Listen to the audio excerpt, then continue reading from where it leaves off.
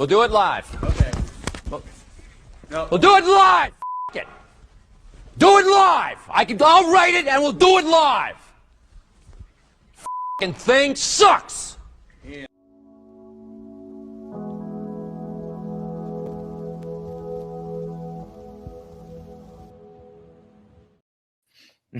I always love that. Never gets for me. Fun fact. I actually saw, like, I'm telling you, the YouTube algorithm, it's getting better because it literally is like recommended me an interview where he's going through and explaining what happened there. Like, oh yeah. I think you sent that to me actually. It was with Pierce Morgan. No, Tucker Carlson. Tucker Carlson.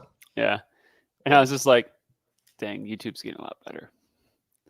Yeah, the algorithm. Well, speaking of changes on YouTube, I think I pointed this out to you that it appears as though it's not just me saying this, because I saw it from, I forget what forum it was, but the people who have ad block now have been experiencing a significant reduction in performance quality on YouTube. So I don't think that's actually Google though. I think that's an ad blocker issue. Meaning what? Meaning there's a bug. Ad blocker put a statement out saying like there's bugs or something in their system that's causing these errors. Not. It just happens to only be happening on YouTube though. Hold on. Right? I mean, I believe it. By the way, for anyone watching right now, feel free to answer the poll. We're going to get to that once we get into the, well, I guess that's topic number one, a little bit spicy to start it off. It's asking viewers if they think Elon Musk is threatening shareholders of Tesla. Well, that compensation package is. It's a hell of a lot dilution. I mean, I don't care who you are.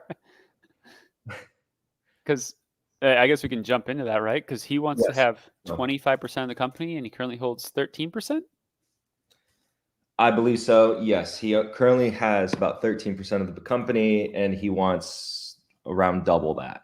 And his saying is like, well, I don't really want to focus on artificial intelligence with Tesla because I don't have control over something like that, and it could be very dangerous. He's been a prominent doomer on AI for quite some time. Yeah, he has.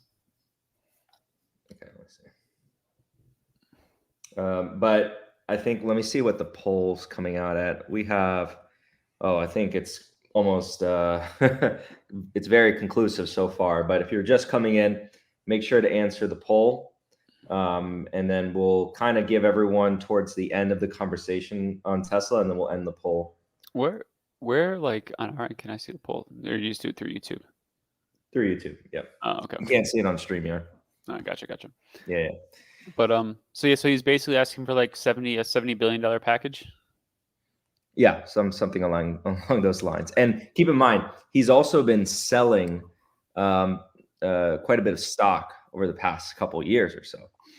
And I think more recently he's been selling in nominal terms a significant amount of stock. But you know, that you could say that's to diversify his wealth, de-risk his portfolio, because he still owns a significant portion. I believe I remember him owning 20% of Tesla. Now that it's 13% of Tesla, he sold at least between that and dilutions, lost about 7%, but some of that has been his selling.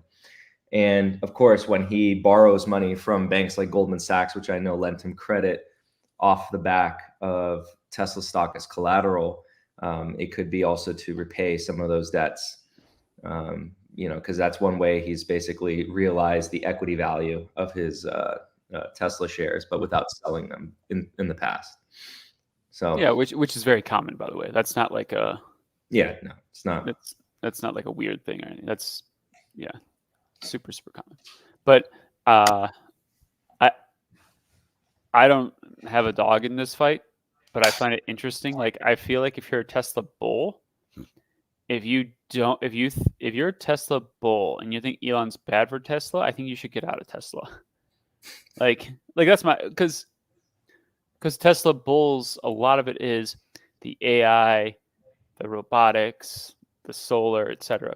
So if you're saying, well, Elon's bad for Tesla, a lot of the thesis is built on the back of Elon driving that innovation.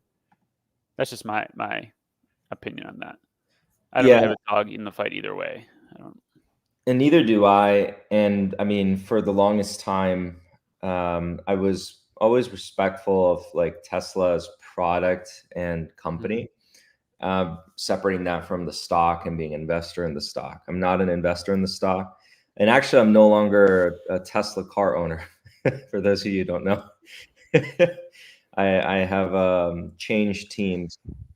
But it's not anything that the car did that was bad or anything like that. And I don't live in an environment that it performs poorly, but hey, you know, it's different now. So looking at the company regarding what's happened recently with Tesla Model 3s, I mean, we can get into that a little bit. So we have Hertz, right? Oh. Yeah, dumping their inventory of used Teslas. You can get a Tesla Model 3 right now for, what is it, with the credits included, probably close to like a 15 or under 20K. I'll be safer and say under 20K with a good amount of miles, by the way. Can I just say though, I think like even the biggest, and I might be wrong on this, but even the biggest Tesla bull would be like getting rentals at this stage, like of the EV cycle, was just getting ahead of your skis. And I feel like the only reason Hertz did it was because they're coming out of bankruptcy and wanted to make a splash. Yeah. Because like, you know, it's funny. I went to Tampa actually not that long ago, and I was looking at getting a rental car, and my wife was like, "Oh, look," like she was like mostly joking, but she was like, "Hey, look, we could get like a Tesla." And I was like, "Where the hell are we going to charge this thing?" Like renting a Tesla makes no sense. You have nowhere to charge it. You like for most people, I feel like if you have an EV, you're charging it at home, or you have a place at work where you can park it, or somewhere where you know to go park and charge it. The rental just never made sense to me, and I don't think that's like a bearish take on EVs. I think even EV bulls would be like, yeah, we're still building up the infrastructure for electronic vehicles. So Hertz selling it doesn't surprise me, but. And well, it comes right before the release of the 2024 Model 3, which I took a look at it. I like the interior change. I don't really like the exterior change. I actually kind of liked the prior headlights. They were more of a homage to another car brand, Porsche, but yeah. The Taman didn't visit me and the lizards in the truck stop and But I think with what we've been seeing now recently with the price drops, since, I mean, I remember in 2022, you could have gotten a Tesla Model 3 Performance for like 60,000. Right now on the website, you can't get the 2024 model in Performance, last time I checked, but you can get the long range. And I think it's going for 40s, in the 40,000s. And then if you go with the standard and then you include savings, you're getting it in the 30,000s. So yeah, it's getting more into what I guess Elon Musk said the Model 3 was meant to be. There was the hypothetical Model 2 that was supposed to be the most affordable, but recently and we have a club member and mod here, Dan Weston, has been shouting from the rooftops all the issues with Tesla, and depending on where you live, the weather issues. I think those are becoming way more apparent now. With charging and just actually containing and maintaining the energy levels in the battery when you get into an extreme weather condition like we're seeing right now in the north of the United States. Remember, down here, everyone is north of me. So Andrew's technically north of me, northwest. Yeah. Am I technically? Yes. Yes. I am, aren't I? Yeah. Yeah. So all you northerners have to deal with that, but we have to deal with other things, so don't worry. And this new, I guess, spat from Elon Musk has really ruffled some feathers with some diehard Tesla fanboys. So if you go on Twitter, and I don't know if you have one off the top right there with you, off a tweet, an example. I can pull you one. That's Yeah, like just someone pull it being up for tired us. of Tesla.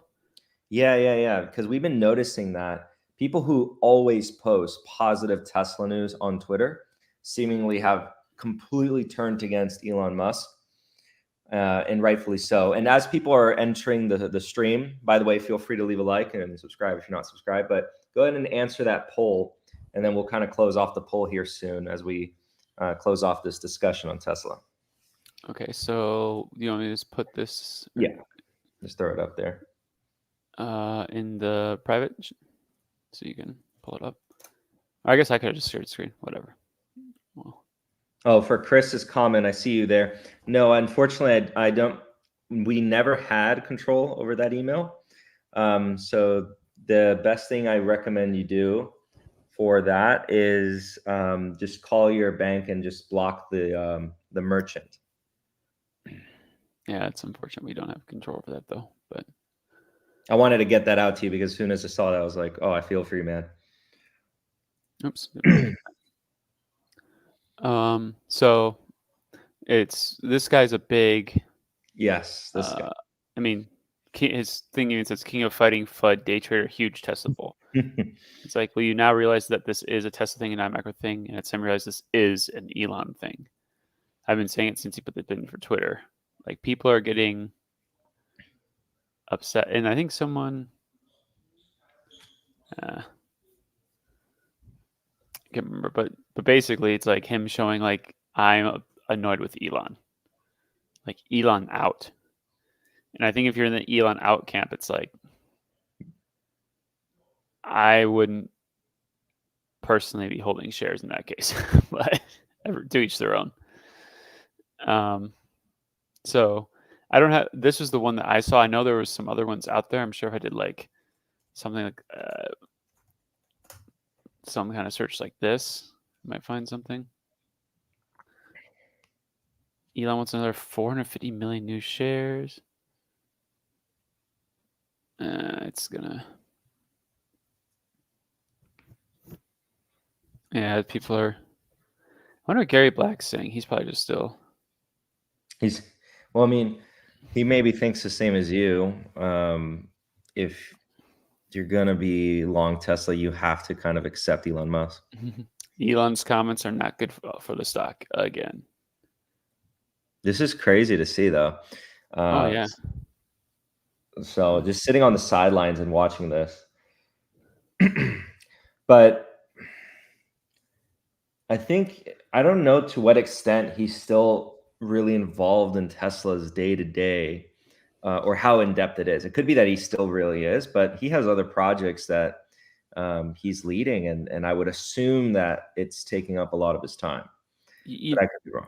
You know what this reminds me of? And look, I'm not a Tesla bull. Like, I'm just to be honest, but I'm not like I don't really care about it that much. Like, I'm not pounding the table like Dan, on it. But what this reminds me of in some ways is when Jack Dorsey was running Twitter and Square. Like, it's hard to run two companies at the same time, two big companies. And yeah, I know that like Elon technically like has a CEO now for Twitter, but he's Twitter. Yes. Like, it's like when there was that one, like, that you're you can be the CEO, but when Andrew Ross Sorkin interviews Elon Musk and you're not even in the screen, in the camera or on the podium, like, who really runs Twitter at that point? So, I don't know. I think it's hard to run two companies. I'll just say that. No, it's super easy. You can run 7 or 8 businesses upstairs. You might be able to do that, but then you'll never be able to cover your Nvidia shorts. We'll talk about that in just a second, actually. So to answer your question, the bull case on ARE, stick around for the ICOM that's going to happen after this public live stream, and then we'll be sure to go over that for you. Because that's something that we can discuss as like a part of the stream questions. Let's talk about Nvidia shorting. So it's not part of the title of this video, but honestly, it should be, and I might edit that so that it is. Let me actually do that right now because, frankly, This stock doesn't stop. Like, in fairness, this stock is like, it is just suffocating you. Like, it doesn't stop. It's up almost 25% year to date. We're 3 weeks into the year. Yep. It's So it's averaging. Oh my Lord. So 25. And then we haven't had 15 trading days because we had 14 trading days. It's averaging 1.8% a day. Hey, all those day traders out there that are like, all you need is 1% a day, just buy Nvidia. You'll be set. it's literally just defying all odds, frankly. But did you see the I think it was a tweet from Mark Zuckerberg, how much GPUs they bought? Mm-hmm. Ridiculous. Well, and TSMC kind of said that AI. I did listen to the call, and I do know that they said, because they had said fairly recently, like they thought AI would be like low teens percentage of their total revenue, and they're like, no, now it's high teens. It's like high teens or more. Yeah. It's pretty good. But we'll get to Taiwan Semiconductor because that's its own discussion. But the Nvidia shorts, to remind everyone, Paul from Everything Money initiated a short in Nvidia in Q1 of 2023. Rough estimates on the potential loss that he's taken on that short is at the conservative measure, almost in the 10 million mark now. And in the aggressive measure, because he is always perpetually unclear as to what he's invested in, is in the tens of millions. And there was a part of the video where he said, my brother is still mad at me, even though we're 7% off the lows. And I was just like, oh my God, crazy bull run in 2023. Oh, this guy said that. That's like when you get sold a variable annuity by an FA and you're like, hey, why is my account only up 5% and the S&P 500 is up 12%? It's like, dude, but you're up 5%. Yeah. But we made 5%. Yeah. Oh my God. So for a reminder, anyone who's new to listening to this, Paul from Everything Money, what he did, what is called selling a naked call on Nvidia. So effectively, he didn't own the shares of Nvidia. He didn't buy a put, because some of you might be thinking, well, two ways I would short it is buy a put or short it outright. He decided that none of those things make sense to him, and he's going to sell a naked call, which essentially is selling a contract without owning the underlying shares, but you still have to, let's call it, make right the contract by purchasing the shares on the open market so that you can sell it to the agreed upon price. So your loss effectively becomes infinite, because that strike price is what you're going to sell it for regardless, and you have to have the shares if the contract's called upon you. So, go figure, the potential loss here is infinite, and it's by far and away larger than what the potential, right now it is, than what the potential gain was in the first place. So it's probably his largest blunder, and we all just witnessed it. And remember, he still thinks he's the LeBron James of investing. So, and the gain for doing that is minimal too. Yes, exactly. It's quite minimal, because it's even with shorting, your maximum gain is limited. But in this case, it's also limited, but it's just the premium essentially. The weird thing to me is, so selling calls. So this is my whole issue with like these people that think like the wheel is free income, is like, you're selling calls on a volatile stock. It's so dumb. Like, why would you do that? If you're selling calls, you want it to be like an AT&T or something that like it running up is going to be like a 10% jump. You're going to be like, oh, shoot. You've seen how volatile Nvidia is. Like, why are you selling calls on this thing? And the answer is premium, but like, but like it's stupid, man. Like, if you the way you should have played this, if you were like being honest with yourself when he saw that running, is you should have bought a call and bought a put and just bet on volatility at that point. But anyways, that's another thing. It's neither here or there. At this point, we're Right. just all witnessing from the sidelines as this thing goes up in flames. And why not short something that doesn't make money? Yeah, really what he should do is just look at, something like a Fubo and just short it. I don't know. oh, Fubo. Yeah. I don't actually have an opinion on Fubo. I just know it's kind of hypey, and I think it's. I don't know how they don't make money. No, they're burning cash and money. Yeah. Yeah, I don't know how they don't make money from what they charge. I mean, if you look into it, it's probably clear cut and dry. It's the agreements they're probably making, and they're paying more out than what the totality of customers are paying them.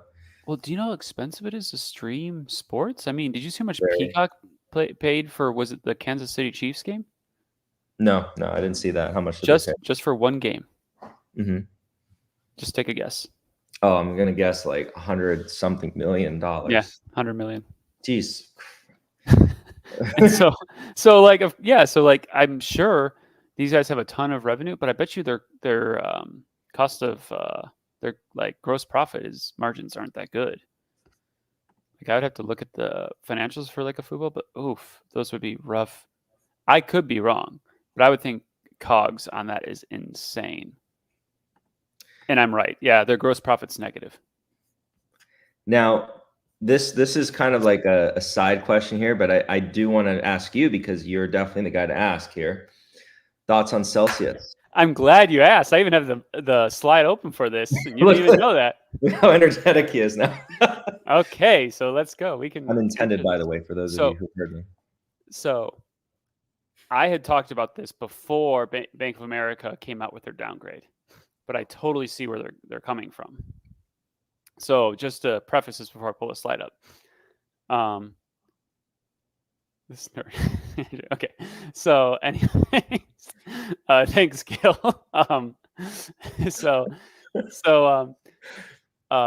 Monster had an investor day a couple days ago, and just think about this for a second. Celsius has had this insane growth the past few years. What's it on the back of? It's the back of the Pepsi U.S. distribution agreement. So, and I'm going to point out kind of a corollary or something like you can kind of also see, like it's kind of like what Monster did with Bang. So what happened was Celsius, it was Q4 of last year. So this is the full year of year-over-year comps and quarter-over-quarter comps being, with getting on all the new shelves with Pepsi. And what Bank of America is saying is, okay, now in the U.S., they are in Pepsi's network fully. So now they have to win space. They don't just have to get in Pepsi's they have to win space from other brands. That's a lot harder to do than to just get in Pepsi's doors.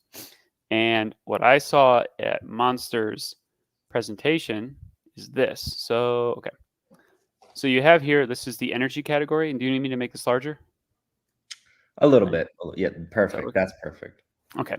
So here's the total US dollar share for all energy drinks. Here's Celsius, this yellow line. Look at this, just rapid growth, and plateaus. It's plateaued. So now what Bank of America is saying is they have to get growth from international, which is lower margins, or winning shelf space in US. Now, the one thing that I'll say that I didn't read the Bank of America report, but the one thing that I think could also be the case, I don't follow Celsius that too close. If I look at their unit share also has plateaued. It seems we'll see what happens here. It may be that, well, they sell smaller bottles. So I don't know if when they say unit share, one Celsius, is 12 ounce versus a 16 ounce Monster. And so that could be the difference there too. So I think this is where, and I've been saying this, when you look at Celsius, yeah, obviously if you could have bought them before the Pepsi agreement, that's awesome. You should have done it. Going forward, they still have a lot of growth internationally. But like, if we go to Monsters, I just want to give an example. Look, they don't even sell Monster all over the world because it doesn't make sense from a unit economic standpoint. So they have cheaper brands. Like I know they have Burn, which is really big in like Eastern Europe and stuff, and they have in I think it's called like Predator or Power Play in Africa and stuff like that. So the other thing is, if you're looking to expand as Celsius, do you make like a Celsius Light or something where you can have cheaper margins, or how do you do that? I don't think it's as straightforward as you think. It's like, oh, just sell Celsius outside of the US. Okay, well, now you got to pay because everything's manufactured in the US, right? So how are you going to get over there? Are you going to start to, get contractors over there? How do you control for quality? There's a lot of, it's not super simple, I don't think. So I think that's what's going on. I am not saying, though, to be short Celsius or anything like that. I think it might actually... Can I sell a naked call? You can sell a naked call, and it is a volatile stock, so you will get a premium. Okay, I'm going to do it. Okay. Well, have fun with that.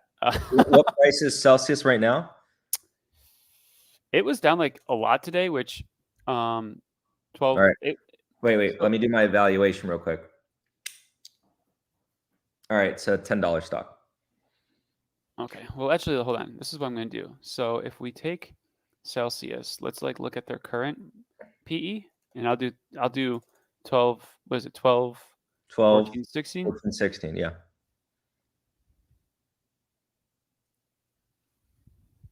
Remember, guys, you trust in the process.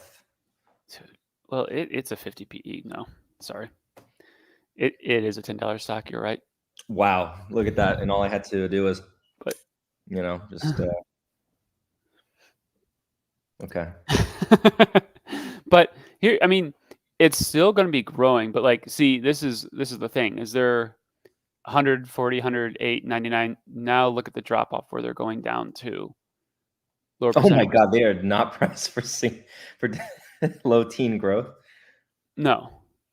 Now they're got what, 2 more years according to this of like 30% growth, and then now this also could be analysts just being lazy and like penciling out like you see this with sell side sometimes. It's like some terminal multiple like mid-teens, sure, throw it out there.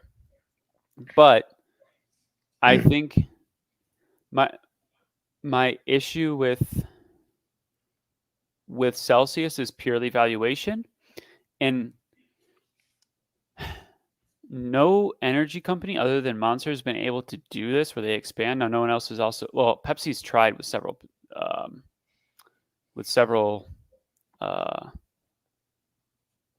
different brands, but they have never been as successful as Celsius. Now, like a couple things that are interesting or good about Celsius is they actually have pretty little dilution. I don't know why the free cash flow is like, no, because they're kind of asset light. I'm not sure why the free cash flow is low, because they don't produce their own. They have a third party do all the production, and distribution. So I don't know why the free cash flow is low. It's a good business model. I just wouldn't want to pay this much for it. It's kind of that simple. But that's what's going on. That's what the downgrade was to answer that question. Someone did ask at the same time. They're asking, are you really long Celsius? I want you to have that clarification. I'm not long Celsius. I am long Monster. Yes. And going back, like, I like the situation Monster's in. Also, I got in at a better price point than it's at today on Monster. I mean, it's going to be cheaper than Celsius, but also has less growth. But there's also less execution risk. So, yeah. We got in somewhere around here, Is that where I was pounding the table? It was somewhere where it was dropping in the below 30 on the PE. Yes. Yeah. But that's where I picked up a lot more. But anyways, and I've held it before that. It's not like a short-term holding, but I actually listened to their whole investor presentation, which is pretty interesting. They are rolling out, just all their brands are rolling more stuff out. And they're actually moving now because they've been wanting to do this. So Monster was also third-party production for a long time. Now that they bought Bang's assets and they got some other plant, they're actually starting to do their own production in-house, which is interesting. Trying to integrate the value chain. Yeah. Yeah. And so that could be interesting. And then they're also focusing, which I think could also be interesting, on in like the second half of this year, on rolling out more like merch and gear, they call it, which is an interesting thought. And then alcohol is like a big focus for them too. Yeah, I haven't tried the Monster alcohol yet, but dude, it literally, if you like the OG Monster taste, which I actually don't, the green one tastes just like that. But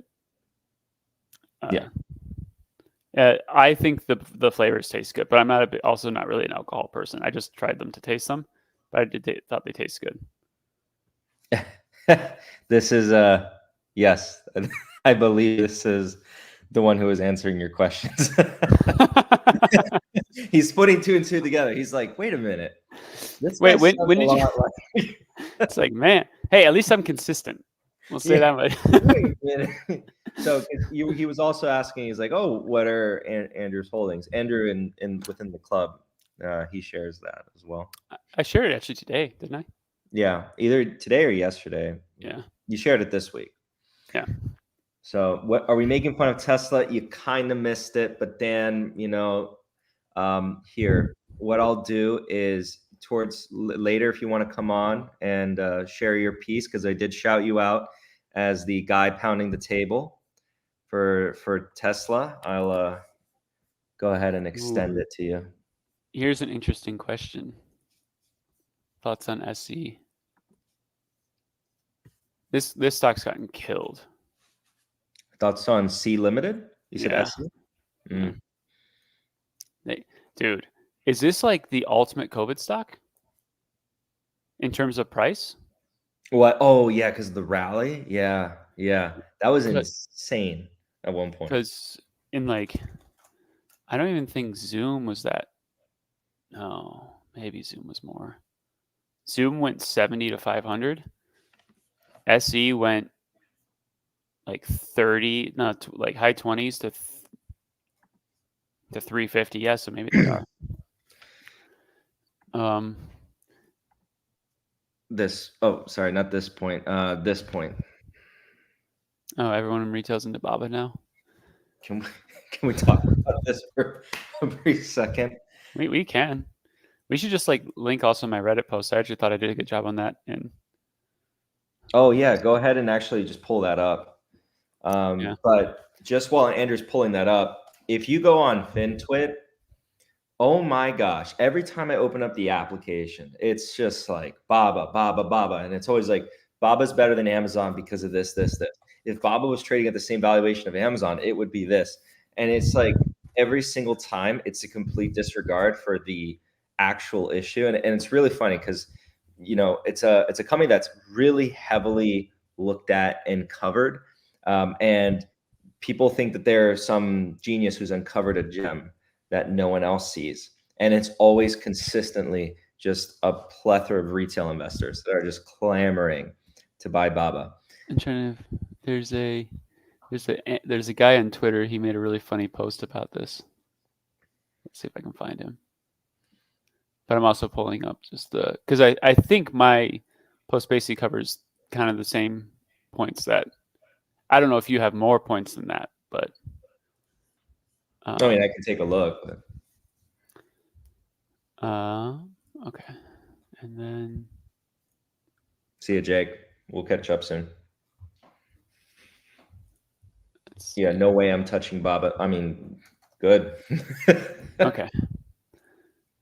So this is just a post I made, and literally the only reason I made it, I'm not like super active on Reddit or anything, but I see people talking about it. I'm just like, I feel like people don't always understand the risks with Chinese stocks. Which, and I know you've said this, but you're applying a Western normative mindset, which I think was like a great way to put this. But I just made a post value investing, and by the way, when does it say when you make it exactly? It says a month ago. Does it have like? Yeah, doesn't matter. Bob was down since then. A month ago. Yeah. So I can just read through it, but it says I've seen a lot of posts here asking questions like why Baba, Pinduoduo, JD, or other Chinese companies are so cheap. And I said exactly what you say. I said I think the issues that this community is primarily a Western, Europe, America, and people are applying a Western normative narrative to the companies and not understand the fundamental structure of these companies and why there's so much risk to investors here. And then I don't want to go through this, but I'm basically saying, yeah, they're optically cheap. Free cash flow multiple, PE, whatever you want to call it, they're cheap. And then, so what's the problem? They seem cheap. They still technically have amazingly large markets they can appeal to. Even if China's going through rough economic time, it's got 1 billion people in it. In theory, it can bounce back eventually. Even if I don't personally really hardcore believe all this, I'm just putting this out there to say, let's just give the benefit of the doubt that Baba's a great company. The Chinese economy bounces back hard. All of that, like, you don't even need to, from the point I'm going to make, all that's irrelevant. And so I laid out that, and it's not even like a long post, but I laid out that China's laws is that in general, foreigners can't own Chinese companies directly. Like, they have a list and they say like certain companies, but any company you want to own, you're not going to be allowed to own. Oh, and you shared the Yahoo article. I'm sorry, the Reuters article. Yeah. Yes, everyone forgets that because most people weren't even investing back then. Yeah. And so one of the things I first said was, you can't own a Chinese company if you're a foreigner. You're literally not allowed to by law. So what do? They make these variable interest entities, VIEs. They then put them into an ADR. Well, they what's the headquarter of the VIEs in the Cayman Islands? They give you an ADR where basically the ADR that you're buying isn't actually buying a share in Alibaba. You're buying a share in the VIE. That's like related to Alibaba, but you're not actually directly an owner in the business. And then I said to illustrate that, I did share the Reuters article on Yahoo. And it was interesting. I got kind of like mixed responses from this. So some people were like, well, dang, like one person even said like, I got to think Yahoo does better DD than me, so I probably shouldn't buy Baba. And I was like, it's not, that's a fair point. But a lot of things was, well, China's different now. And I would come back with, if it's different, it's probably worse for a foreign investor. I also got, I'm trying to think,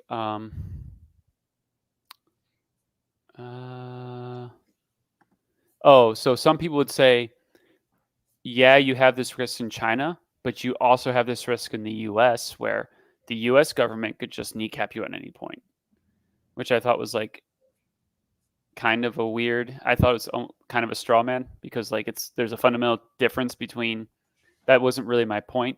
My point was the structure and the laws currently in place make it impossible for you to own the company. Yes. But I don't know if there was other things that you wanted to cover or anything. This was kind of just a really brief. Yeah, the crux of it is like the way you can understand it is it's a contract with a contract, and you are buying shares of the SPV1, and the SPV2 is the Hong Kong entity. So if SPV1 gets delisted, you will still get shares in SPV2, but that's still not the actual company. And that's what people always misunderstand as well. And some people say, well, it's no different. It's a contract. It's no different from the shares.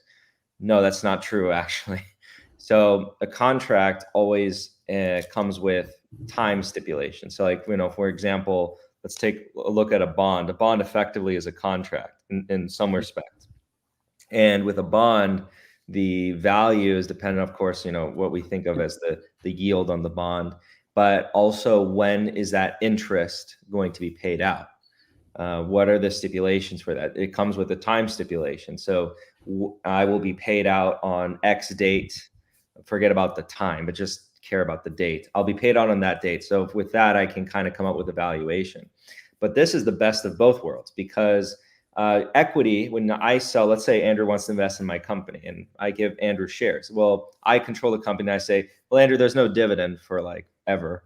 But you own it. So like if I were ever to liquidate the company, you have a stake here. Okay. But I don't necessarily have to give Andrew a penny for a period of time. There's no time stipulation. But if I borrow money from Andrew and we kind of enter a debt arrangement, there's probably going to be a time stipulation. Well, let's take like the best of both worlds, where he doesn't take an equity stake in the business, has no say in the operations whatsoever or the governance of the business. And so we make a contractual arrangement. And then on top of that, I don't provide him a time stipulation. I have taken now complete control and get the best of both worlds in my case, because I've effectively raised capital off of something that now has no time stipulation, and I gave no equity interest to Andrew. Great for me, bad for Andrew. This is effectively the transaction that you're engaging with when buying Chinese VIEs. Not all VIEs are bad, so I don't want everyone to think VIE equals evil, but VIEs were inherently made for the protection of some entity.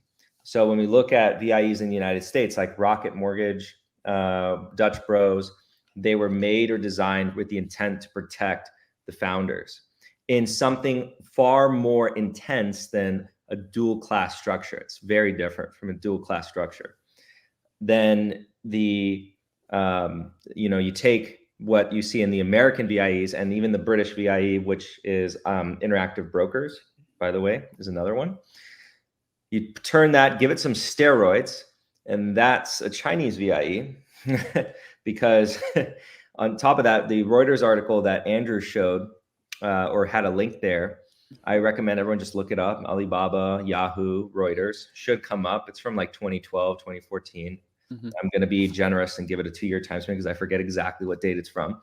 But the Reuters journalist was very surprised that Yahoo had no control over the ability or the decision for Alibaba to just separate Ant Financial.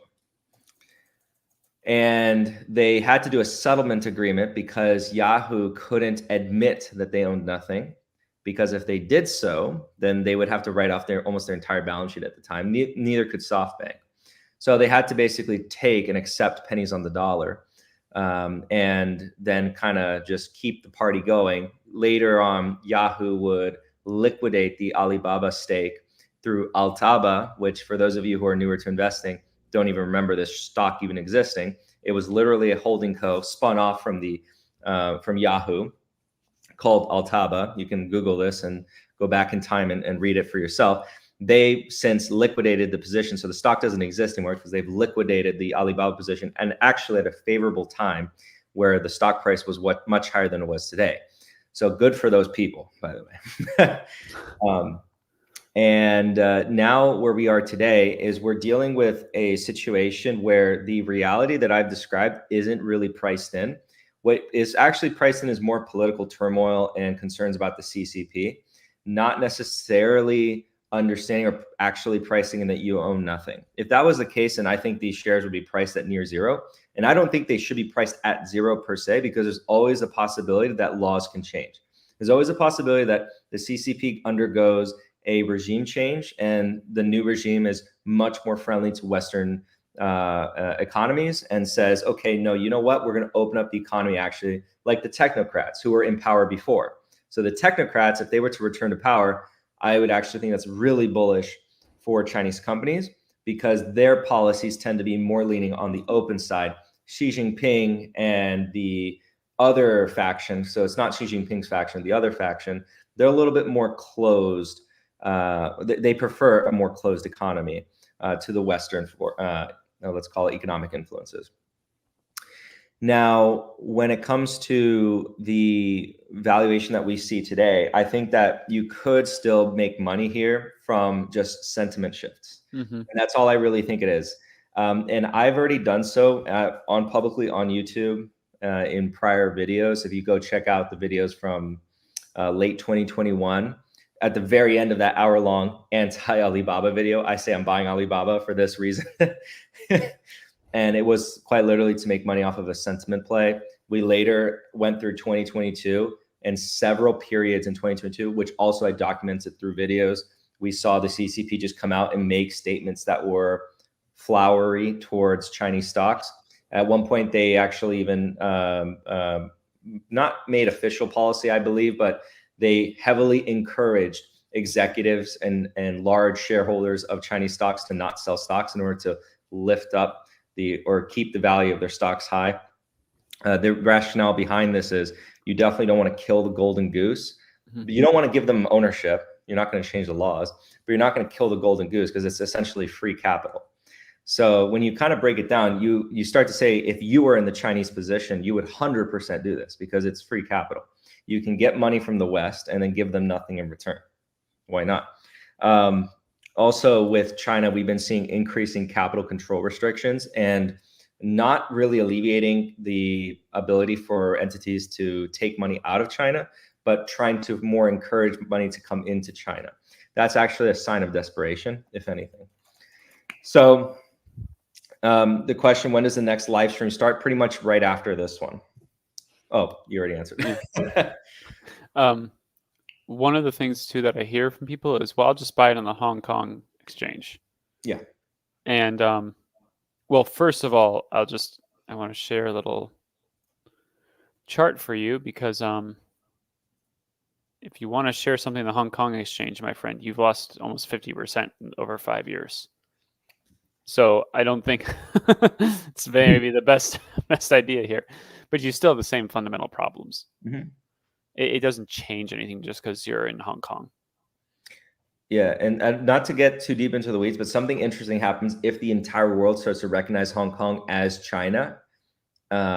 Something very strange would begin to happen because Hong Kong was really important to China as a sort of separate identity for banking purposes. For finance, yeah. I have no idea what the world looks like when that changes, and I think we're within our lifetime that is going to change, and that has huge ramifications for any business doing business in China. So, isn't Tencent a better buy than Baba? I would say if you're looking at the business, yes, but again, it doesn't matter. The point is it's not worth going into it further because you can't own them. I don't know about that though, because Tencent's like what? I don't even know what's going on with the Chinese government's stance on video games and everything now, and how much that hurts Tencent. Oh, Tencent also has WeChat. It's like a whole monster of things. And for the value, yeah, it's extremely cheap. But if this was an economy where you were legally allowed to own the shares and you didn't have any sort of risks alongside outright conflict, I think it would be interesting. Yes, absolutely. But it also wouldn't be priced the way it is. And again, like I said, the current price is not pricing in the fact that you own nothing. That's not priced in.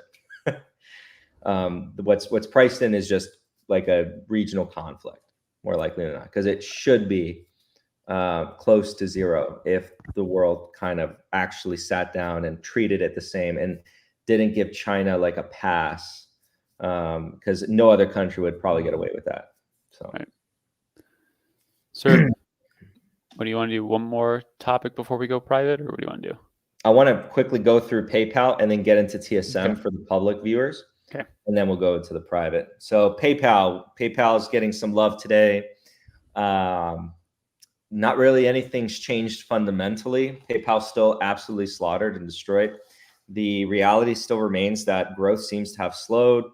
And I kind of still maintain the same valuation that I provided here publicly on YouTube. So if you're curious, go check out the older PayPal videos, and that's just about it. It's still under that price point. But the risks with PayPal, I think are quite prevalent. So one of them being that you have to believe the legacy product is not going to be, let's call it, destroyed or attacked by neo products from big tech, which I think is fairly likely. Especially, like, I was at a restaurant yesterday. I didn't know that they don't have any waiters there anymore. They used to. They fired all the waiters, and they only have food runners now. I actually really like this company. And the menu's on the table. You go on, you interact with the menu, you order food to your table. And when I went to pay, you know what was on there? Tip? Amazon Pay. Oh, I thought you were going to ask for a tip, but okay. No. They do ask for a tip. And I tipped for the food runners. Like, all right, you brought me all my food. All right, cool. I won't be like, it's not the same, kind of experience, but yeah, I'll still tip for food running, sure. But you could order everything right there. And I actually prefer this type of service. So I think it's super simple. Yeah, I mean, and I think we've talked about this before. The issue with a company like PayPal, and people talk about Braintree, which I'm not invested in this, so I don't really have a super in-depth understanding on Braintree, but the front, the PayPal that everyone knows, the branded PayPal, we'll call it. There's so many, like Google, Facebook, Amazon, Apple, they're all just like, hey, we can just put something in our product that replaces that and we get the fees. Mm-hmm. Yeah. Microsoft, all of them. It's like, why don't we just do it? Yeah, the true mode is Visa and MasterCard in that space, but people don't give them love. Oh, for sure. But the one thing I'll say about PayPal is I don't think it's zero. So it's about what do you pay for it. So I actually haven't looked at it. I don't know what it's trading at now, but it's not a zero. I never thought it was a zero. So we'll see what happens. But the one thing I'll say is that it seems to be very popular among the retail crowd. I don't get the hype behind it. It's an old technology. People missed out on Meta. That's simple as that. It's people the next Meta because it's got a low PE. I see. Yeah. Yeah, exactly. And the people stuck by the commentary from, because the thing is, Zuckerberg didn't have to sell Meta. He didn't have to go on CNBC and tell you, Meta, we're going to shock the world. When I see a CEO do that, that does not scream bullish. That screams he's trying to sell me. Who had a very rational take on it that I was Tanner from Future Investing, who's a big PayPal bull. He was like, and he said this as a massive PayPal bull. He said, PayPal has, this new CEO has been there for 100 days. PayPal's either been working on this since before he was there, or it's not something that's going to shock me. Which is a pretty, I thought, sane take. Like, can you really build something that shocking in 100 days? I do want to say I saw the most hilarious, someone in the Discord shared it, comment on stock twits. And it was a bearish. Did you see this one? No, I didn't see it. Please it was share. I'm trying to find the comment, but the person said, it's like, how they can say like bullish or bearish. So it said bearish, and it said, I just found out these people own Venmo. I'm suing them. I'm going to take all their money and I'm shorting them now. Venmo stole money from me. I was like, what the hell is this? I wish I could find it. It was so funny. Stock twits is something else, honestly. Dude. It was. I can't find it. Oh, well. I think PayPal could do well, but there's better companies even in their adjacent space, like Adyen. Adyen's a superior business, in my opinion. So, which we've discussed more in the club. But the last topic, Taiwan Semi. So you listened to the earnings. I listened to the earnings. I listened to it live at 1 a.m. Eastern time, and I came out of that going, "Ooh, my thesis was a little too conservative." So it prompted me to accumulate even more. And yeah, just let's have a conversation about it. What did you think about it?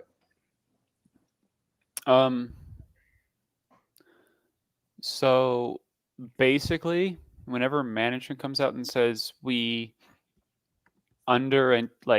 within a quarter or two, we underestimated the impact a certain segment's going to have on our revenues, that's pretty nice. I'm not as in the weeds and semis as you are.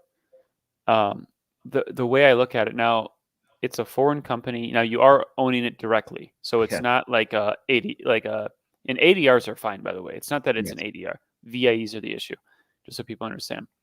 But you're talking about a company that easily can grow 15 to 20%. Now it's more cyclical, and correct me on any of this I'm wrong. And it's trading at like below market multiples. Currently, yes. So I think the question is like, obviously what's being priced into this. So the company is amazing. They're number one. They're going to be number one. No one's going to take number one away from them ever. The question is, how much does this existential risk of regional instability, scare people away from it? Mm-hmm. I think at the end of the day, that's the question you have. I don't think the business, and you, like I said, you know a lot more about this business, so I'll let you have most of the floor. My take is the business is amazing. The question is, how scared of you are you of regional uncertainty? Yeah, ultimately that's actually what causes me to not increase the size to where I had Meta when Meta got to that low. It's okay. So one thing you should also know about Taiwan Semiconductor is their supply chain is extremely fragile. Not even a world war has to happen; just a regional conflict has to happen in the area. And I think the number of suppliers is like 600 to 700 suppliers. Some of them more crucial than others, but many of them are highly specialized suppliers that it might just supply one thing to Taiwan Semi. And they might be actually the only one in the world or in the nearby region that supply that one thing. So if anything happens, the loss of operational capacity could probably hamper Taiwan Semi over the medium to short term. Sorry, wrong way of saying that, short to medium term. And that is not necessarily even bullish for other fab businesses. Samsung's within the same region, so a regional conflict would affect them as well. Intel, even them, because if something happens to the Taiwan Semiconductor supply chain, it's likely also going to affect Intel's supply chain as well. So it would be a sector-wide issue, and would probably be, because I would bet as a vote in confidence that we're going to surpass whatever that is, it would be probably the buying moment of a lifetime for some of those businesses. And I know that, for example, this is one of the reasons why Taiwan Semi and company are all investing heavily in increasing capacity elsewhere in the world. Taiwan Semi's fabrication facility in Germany is about to complete in Q3 or Q4 of this year.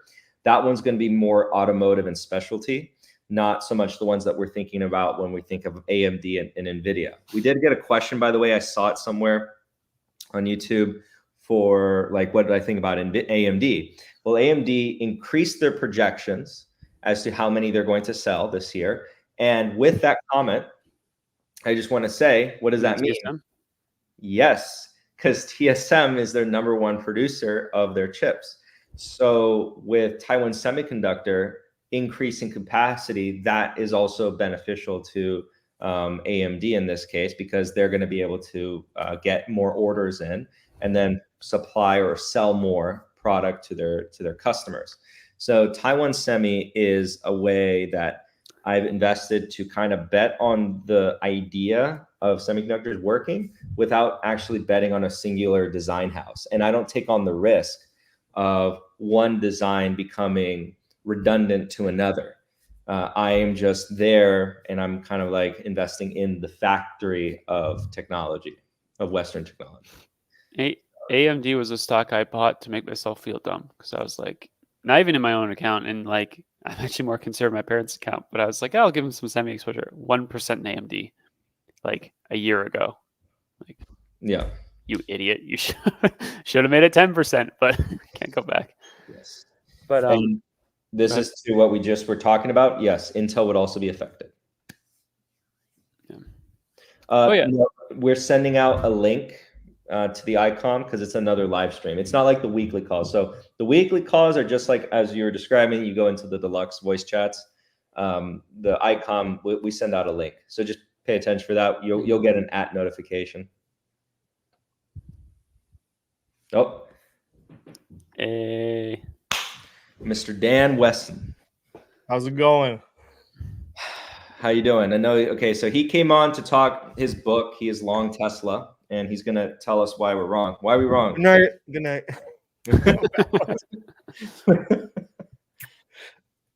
Oh, so I missed what you said about Elon. Did you at the beginning or? It was actually the very first thing that we spoke about. Elon Musk holding the company hostage. Actually, I think they said with his options he owns like 19% if he exercised. Okay, so he's back. He's still at 20. Yeah, but I've never seen a CEO do like what he's doing, like holding his company, saying like, "I will compete against you if you don't give me more compensation and take my business elsewhere." But wild times. And the poll said it was overwhelming in favor of yes, Elon Musk is holding Tesla hostage. I don't know why people. I don't know why you own it. Like it's underperformed S&P 500. Like it's underperformed the index since it joined. And you know what I've always heard consistently? Tesla's a stock that doesn't run up for a while, but suddenly will. That's what everyone says. I'm not joking. I hear that from other content creators. I do hear that. I do think that's what happened. Well, I mean, because what they're doing is they're looking at like what 2010 happened to 2019, where nothing. Well, actually, still went up a lot. Let's go 2012 to 2019. Like where not a whole lot happened, and it was just like rocket ship. Yes, that one time that it was flat and then went up a lot is now the new constant pattern for Tesla. That's how Tesla works. But I think I showed you. I've been sharing in the group. There's this whole army of Twitter people I'm finding now that like were customers of Tesla, and they are like disgusted by the company, and now they're just totally bashing Elon and Tesla on Twitter all the time now. And it's like I found like 10 accounts like this now, where they bought like a model like an S, and now it's worth like 50,000 less than what they bought it at.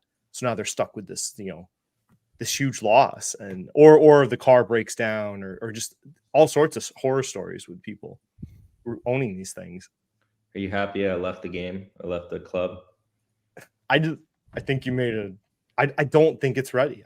I don't think lithium batteries are ready for this future. And we're seeing it with Chicago. Like we're seeing that these batteries do not function in extreme temperature situations, hot or cold. They're just not designed for that. Isn't there the issue in hot climates, right? After a certain while, like the sodium buildup in the batteries, is it that happens? Yeah. I mean, yeah, you got to be careful too, living near the ocean. Like when hurricanes come in, there you can read on Twitter, people like all the Teslas start burning, or they're totaled. Like insurance has to total them if they get exposed to salt water. So that's really the thing that worries me. If I was owning Tesla, the most would be the insurance business. If I was to own that stock. Can you imagine if Hurricane Katrina actually happened in like 2020? Oh. Just for the record, everyone, when I changed insurance recently, I got a payback from the insurance because it's significantly cheaper. Hmm. than the Tesla insurance. So because Yeah. that is just I mean, if they're undercharging insurance just to incentivize people to buy the cars, I mean, we won't know. And how will we know, like, when it's wrong? I don't think they'll see it coming. So, Yeah. so you're a big Tesla fan.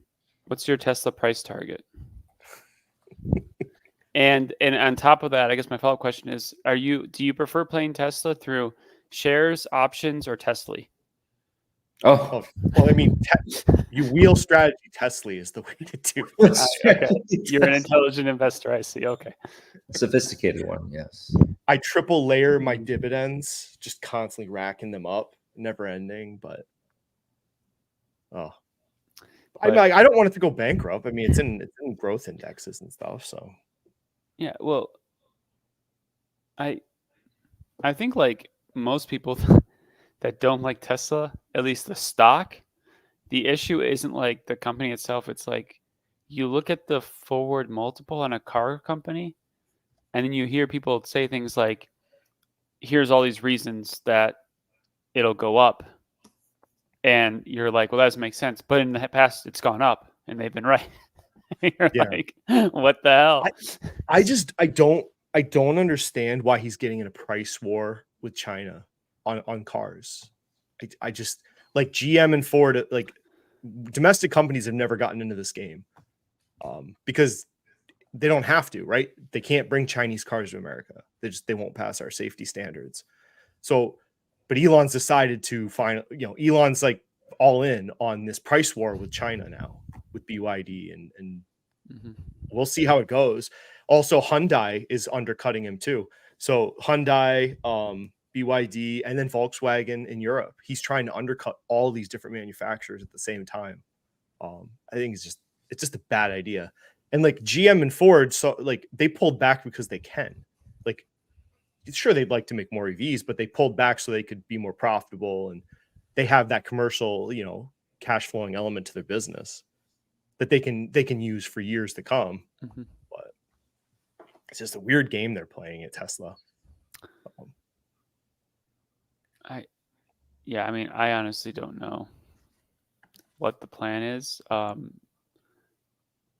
I don't have a position one way or the other, so I don't need to care. I just like look at it and go, huh, that looks like something. I feel bad for people that are like invest in that right now because it just seems like a lot of drama. But you, to be fair, you always get that with Musk. So,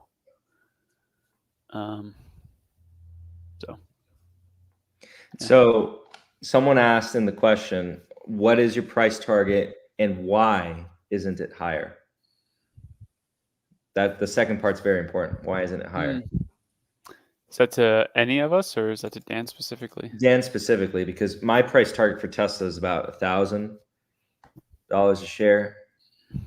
Wait, what's Cathie Wood's, which kind of segueing into Cathie Wood creating a Bitcoin ETF and then her company buying the same Bitcoin ETF that she herself made.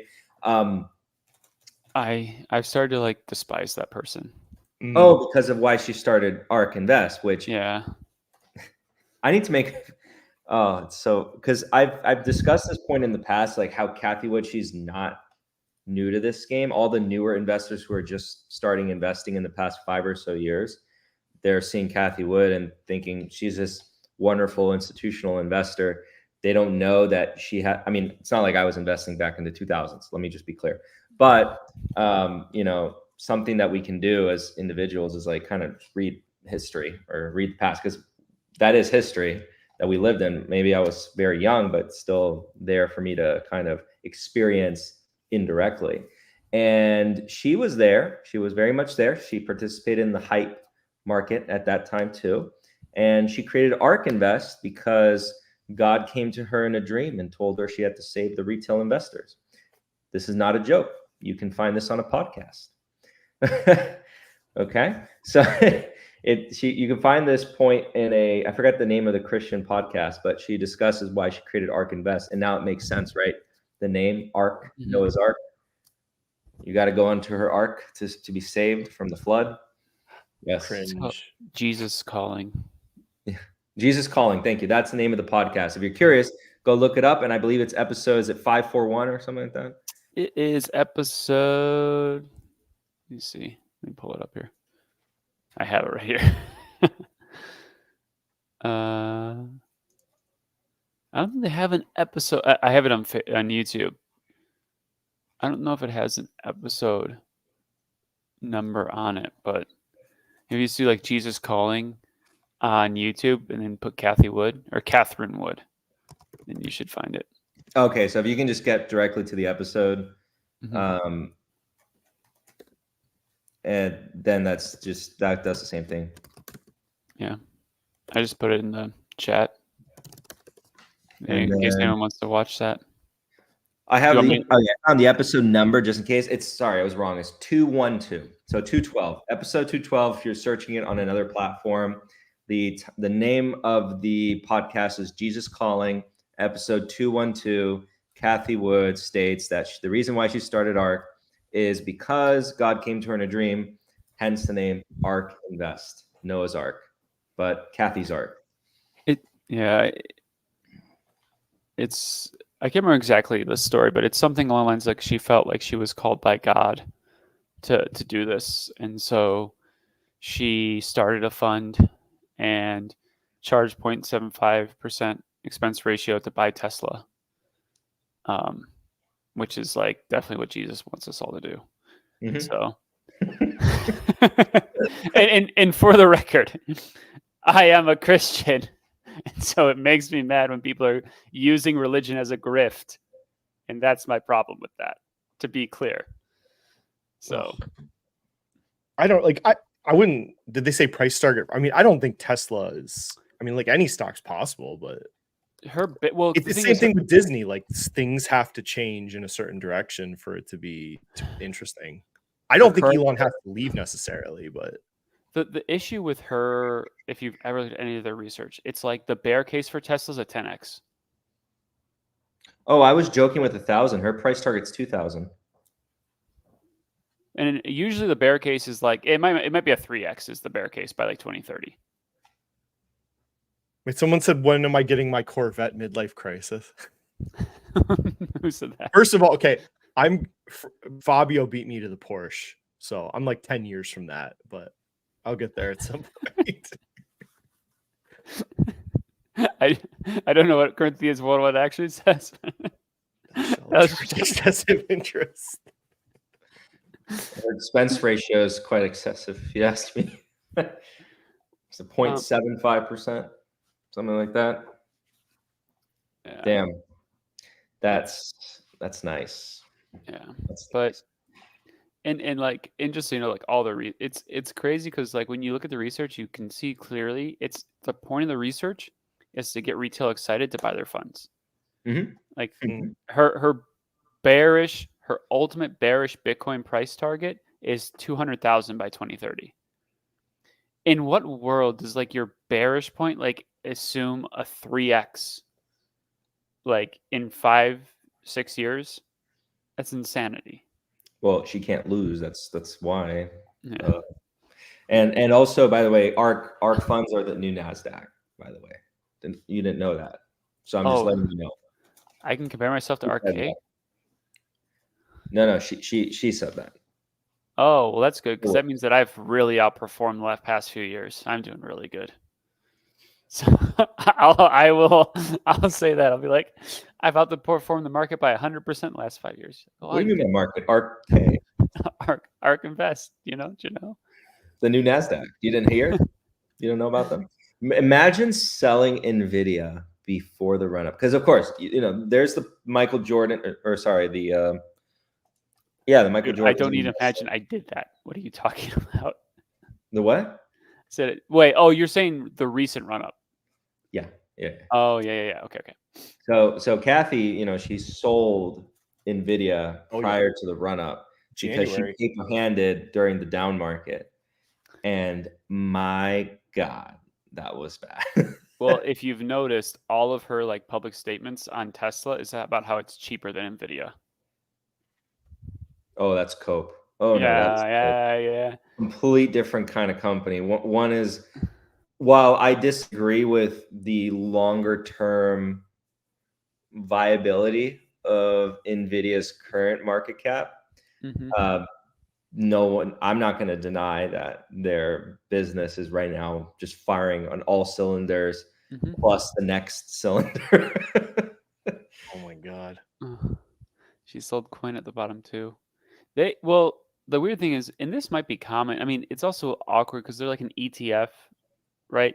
So they have to be selling stuff if there's people pulling funds out, etc. And they're the only ones, to their credit, they do post daily, like, here's what we bought and sold, which they're the only ones I'm aware of that does it, except for like SPY or like index funds, obviously. But so anyways. Yeah. Wait, is this sarcasm trolling? God, I can't tell. Wait, what do you mean? I think he's talking about the Cathie Wood stuff. No. None of it's trolling. No, I mean, We're laughing about it, but no, it's not a joke. And yes, just take some time to absorb that. So, oh, she's in such a cope position. It's so sad. The two statements she's saying about Tesla, and I just so you guys can see this, I'll put it on my screen. Now, what do you think she's saying this in response to? I'm gonna pull this up. Can you see the screen? Cathie Wood, Tesla is the biggest AI play in the world. Nvidia. Ooh, that's some Nvidia cope right there. And then if you go down, I found it somewhere. She was saying how Tesla's cheaper than Nvidia. I can't find it now. She was saying that, Cathie Wood says Tesla's a better bet than Nvidia. Street. So, yeah, it's kind of yeah. So Dan thought this was going to be a Tesla SmackDown. It ended up being a Cathie Wood SmackDown. Same thing. I just don't know how we got from like the car and robo taxis. We then segued into robots, and now we're segueing from robots into artificial intelligence for Tesla. Within like the last 3 months, maybe. They just keep shaking the toy at people in different directions, I guess. The thing I'm actually curious to see is I guess this is the first quarter of them actually selling and delivering Cybertrucks. So you're actually gonna be able to see what that actual demand is. That'll be interesting. I don't know how that's gonna go. The margin destruction, I can't wait to see it. But you think there's margin destruction on the Cybertruck? They're not making money on those. No way. Really? Well, I just know I know it's traditionally trucks are higher margin than cars. Mm-hmm. I mean, yeah. Well, he did say it would be a few years before they were cash flow positive on Cybertruck, but they are selling them at like $100,000 right now. So apparently, like people that have founders edition reserves are commenting online where they're like, they thought they were going to get like their shot in like 3 years, and they're getting called by Tesla now to see if they still want the truck. So that's kind of troubling. So you think, well, this quarter might not be the quarter where you actually see how well the Cybertruck does. It would be like Q3, Q4 of this year, where you actually see that initial demand that if they pulled it forward, you would see it fall off like back half of this year. I mean, the first quarter, I wouldn't. Yeah, you'd have to see at least 2 quarters of the Cybertruck, because they're going to have those founder trucks are going to be limited edition, which are the really expensive ones. They're probably going to put off the cheaper trucks, I would assume, for longer. And I'm honestly asking this because, like, I'm not going to say I don't follow this at all. So I'm like, okay, well, like, I know I see people complain about Tesla. I see people that love Tesla. I saw the people that drive a Tesla that says it has X amount of miles and they get half. I see other people that say, no, that's total lies. Mine worked perfectly. So it's like, it's all over the place. I don't know. It's just, to me, it's too expensive. And you have this kind of like, who knows what Musk is going to do next. I mean, they have lawsuits about, what was it? There's a lawsuit where it's like the first 50% of the mileage you're looking at is like as soon as it goes under 50% charge, it changes how it's calculating your trip mileage left. So it'll like cut. So what you think you have like 100 miles left, you might have less than that. Oh, that's rough. Yeah, I'm actually kind of not used to having 400 plus miles of range. So I have now 400 plus miles of range, and I'm like, this is interesting. It's interesting to go back to the gas station for the first time in a long time. Yeah. Now, I don't know. Originally, I thought the superchargers were freezing. Apparently, in Chicago, it could have been that, but also the batteries won't even charge until they get heated up to a certain temperature, I guess. This is because people in the original stories were like the superchargers aren't working, but I think it might have more been they plugged it in and the car has to get to a certain temperature, I guess, the batteries before it'll start charging it, because it can't charge the batteries at like 0 degrees. And like, this is just the problem with like nascent technology. Like, even like ICE engines, I mean, you've had so many blunders or issues. They just happened 100 years ago. We've had 100 years to actually make them good. You've had 5 or 10 with these. So, I don't know. I will say I'm interested mainly in the Roadster 2, how that one does and performs. But that's going to be like Tesla's top of the line car that very few people will have. But that thing, did you see how fast that thing's supposed to be? It's ridiculous. It's like, how fast? I think it's like, it gets to like 1.5 seconds. And a 0 to 60. Is that the car people paid like $10,000 to reserve years ago? I would assume, because it's a $200,000 car. Was the price. Like, it's gonna be for people who have like just FU money. Just like, oh my God. I want also an electric supercar. See, this is the other thing is, if I had, I guess a ton of disposable income, I might buy a nice car, but I'm not a car person. So you guys are talking about this stuff. Like, it goes 0 to 60 in 1.5. I'm like, what? But do I get to work? I just want to get to work. Andrew, that's like neck breaking speed. That's like, because when I drove or when I tested out the Plaid on the 0 to 60, I wasn't prepared, and I actually injured my neck a little bit. Really? Yeah. Like, you have to actually see something prepared. It was the first time I went on a car that could go 0 to 60 in that amount of time. So can you pull up Steve Newsom's comment?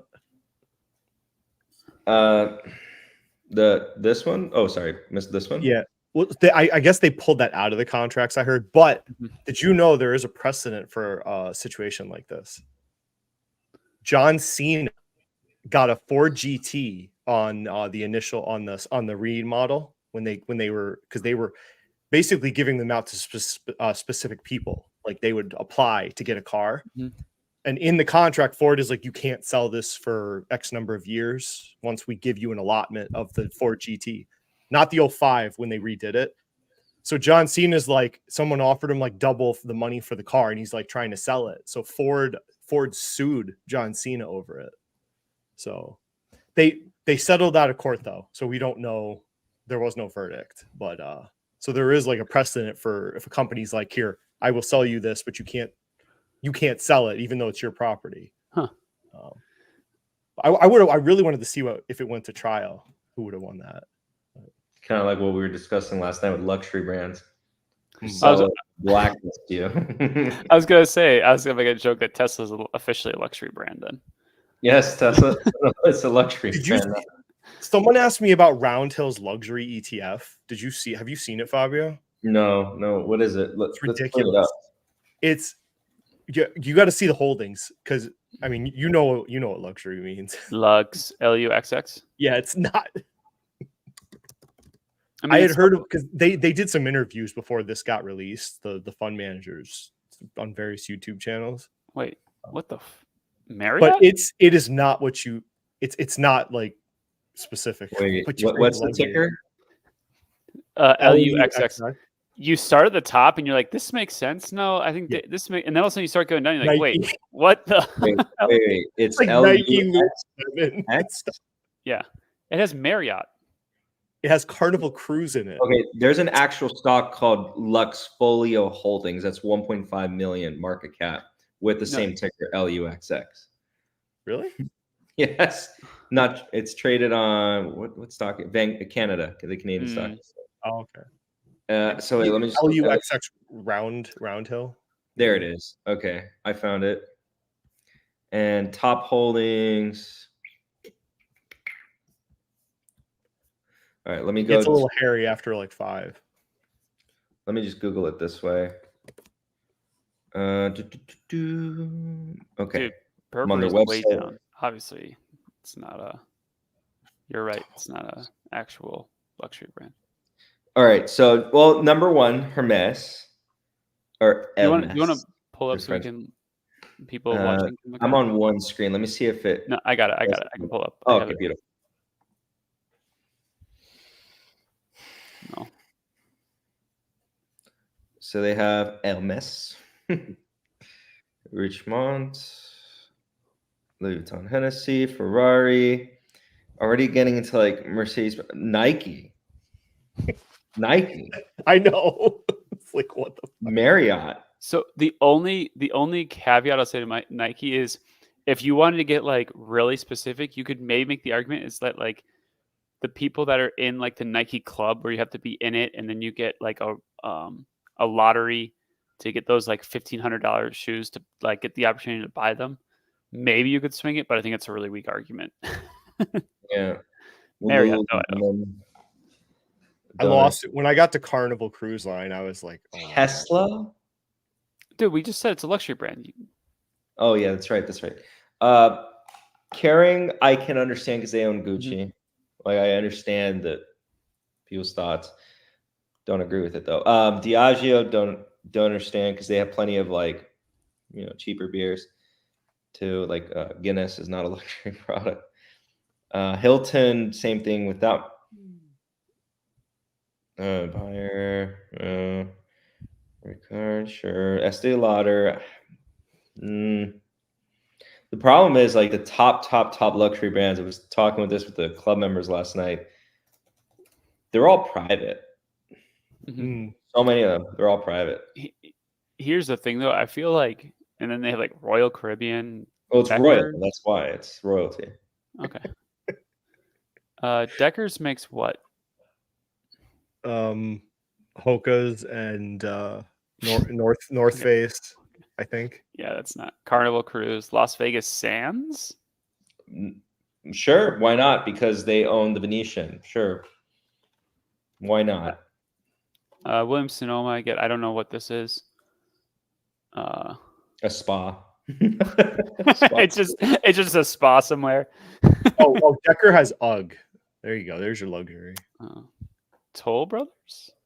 Yeah, Toll Brothers. I wouldn't necessarily. They sell expensive homes, but they kind of cheap out on some materials. If I'm being honest.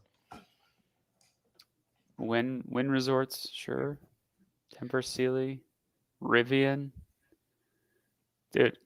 Tapestry. Again, like I see Burberry. I see like the arguments. So I guess, but the cruise line ones. Here's my thing: is if you were going to make a luxury ETF, I know you have like your opinion on whether or not Burberry are luxury. I think you'd have to include them just to have enough diversity. Oh no! I if I was trying to capture expensive retail, call it luxury, because depending on the conversation you're having, it's like Capri Holdings. Is that like Capri's, like the pants, or is that something else? I think so. Yes. No, it's Capri Sun. Capri Holdings. Oh no, wait. Capri Holdings is Michael Kors. Okay, Michael Kors. You see, it put it in the same bucket. Yeah.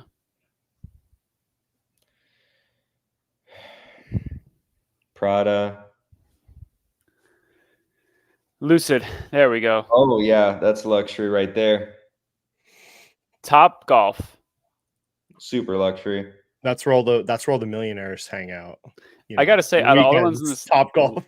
all on the list, this one is the weirdest to me because like Callaway is like it's an okay brand, but it's not even like a top tier golf club brand, right?